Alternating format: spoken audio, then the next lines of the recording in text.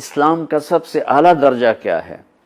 تو میرے نبی نے فرمایا من سلم المسلمون من لسانہ ویدہ، جو اپنے ہاتھ اور زبان سے کسی کو تکلیف نہ پہنچائے، یہ سب سے اعلیٰ درجے کا مسلمان ہے۔ اب دیکھیے اب کیا فرما رہے ہیں، کیا خوبصورت بات۔ جو جہاد کرتا ہے وہ سب سے اعلیٰ درجے کا مسلمان ہے، جو تبلیغ کرتا ہے، جو ذکر کے سارے اور مراقبے کے ساری منازل طے کرتا ہے، جو علم کے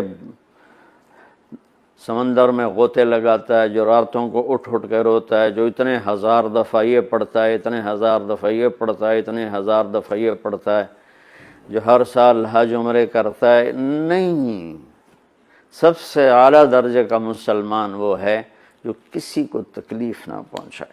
خیر الناس من ینفع الناس، آپ نے فرمایا سب سے بہترین انسان وہ ہے جو دنیا کے کسی انسان کو تکلیف نہ پہنچائے، نفع پہنچائے۔ انسان، مسلم بھی نہیں کہا، انسان، ہر انسان کے لیے جو سکھ کا باعث بن رہا ہے اور دکھ نہیں پہنچاتا، وہ سب سے اعلیٰ درجے کا انسان ہے۔